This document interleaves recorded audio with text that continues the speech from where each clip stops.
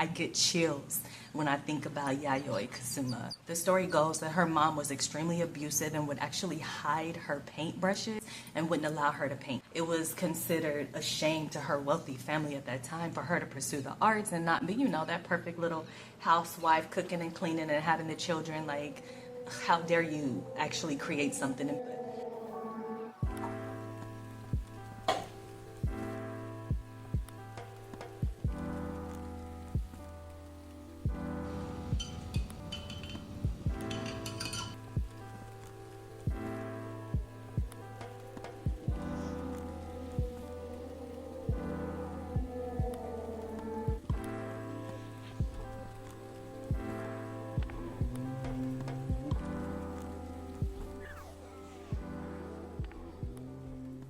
Hey everyone, welcome back to my channel. Thank you for being here where we just talk about this thing that we love, which is art. I'm going to paint Yayoi Kusama today and share my process, but I also want to talk about mental health and art and that intersection where we make this joke about art as being crazy, but it's really not a joke.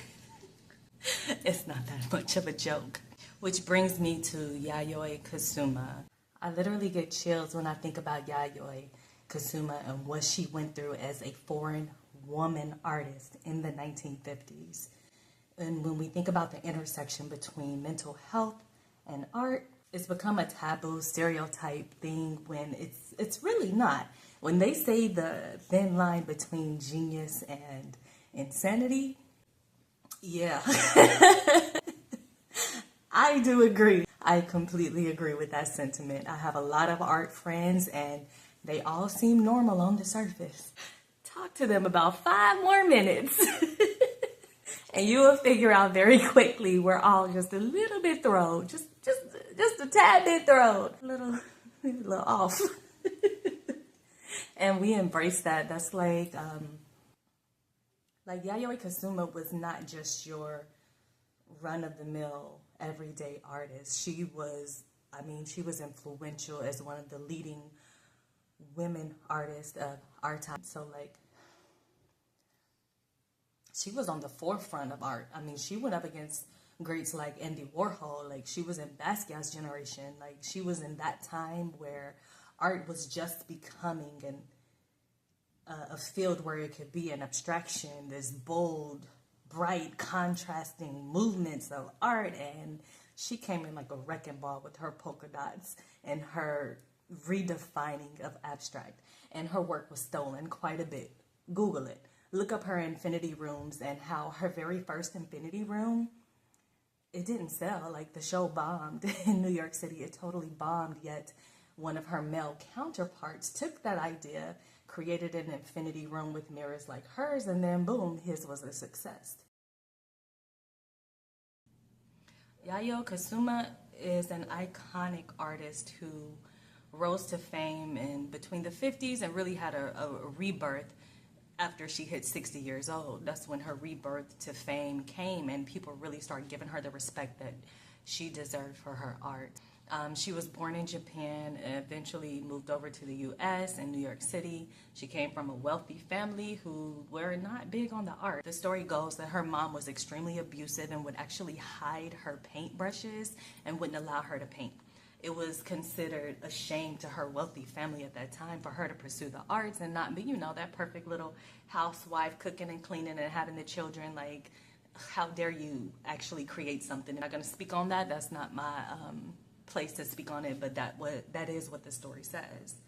So what makes her such an inspiration to me, and not just her art itself, which is a whole different conversation, we'll get to that, but her fortitude and who she was and how she lived her life. How she continues to live her life literally inspires me. I get chills when I think about Yayoi Kusama.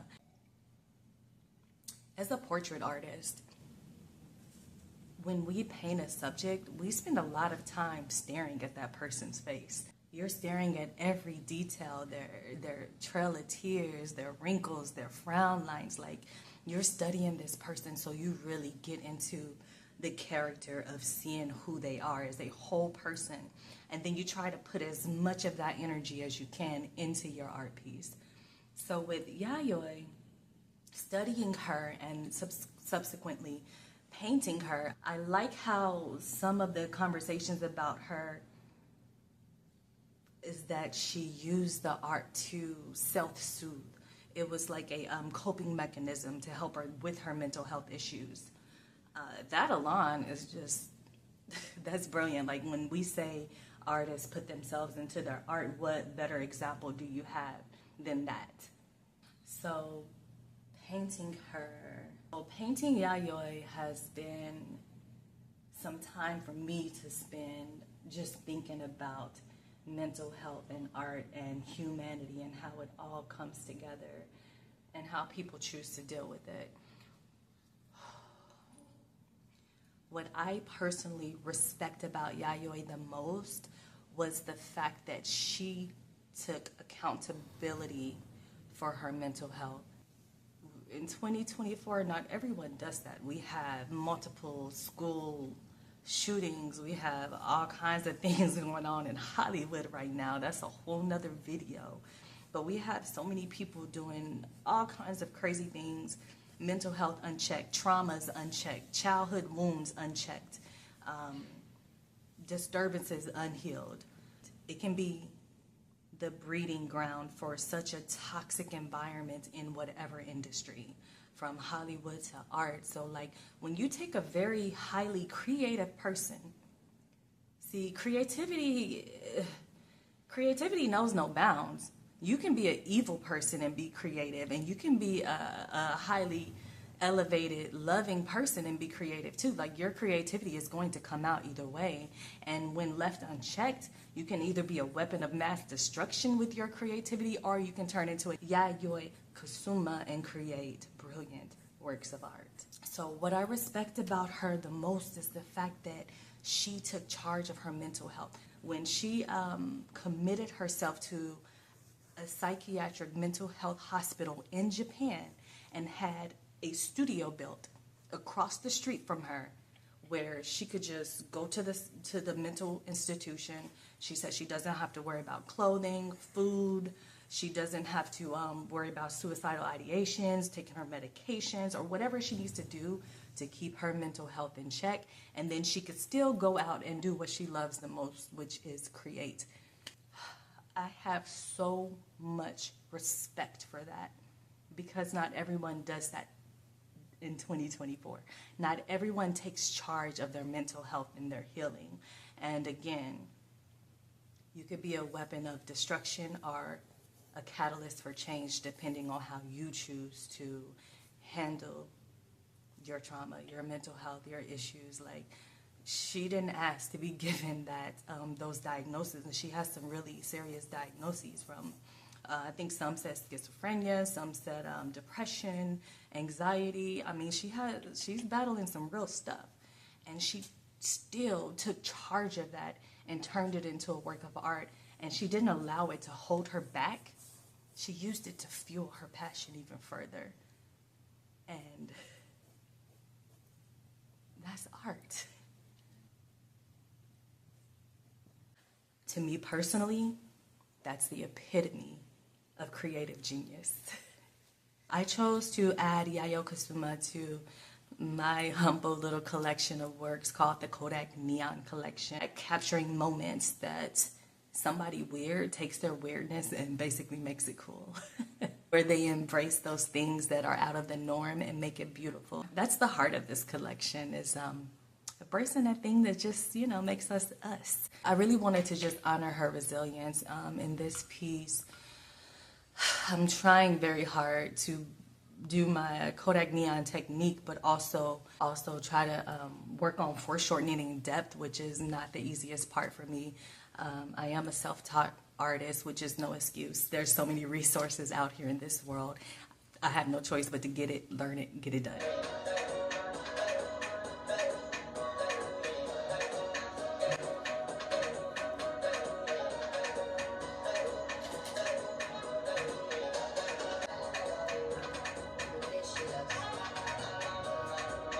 This may not be the final rendition of this piece. I'm actually thinking about scratching it and totally redoing some aspects. But hey, that's a part of it. I have to work it and rework it until I feel it. She's so much bigger than this little piece. So I'm going to put everything I can into this one and try to bring it justice. And in the meantime, be a yayo. Like, just be a yayo in your life. Especially if you are a creative or an artist struggling with any type of mental health, any type of unhealed wounds, any type of trauma. Like, I need you to do the work. Because understand, your creative energy is going to be there regardless. And it's up to you to use that energy for good or to allow it to consume you and take you and you create horrors. And being completely unapologetic about it. Guys, I really hope you enjoyed this video of Yayoi Kusama. This painting means the world to me, and I'll continue to make more art. If you enjoyed this video, you know what to do. Hit that like, subscribe, you can share if you want to, but most of all, just comment. Like, let me know how you're feeling on your mental health journey, on your art journey. Like, where are you at in life? Let me know. I just want to vibe out with other like-minded creatives who understand and do this thing we do called art.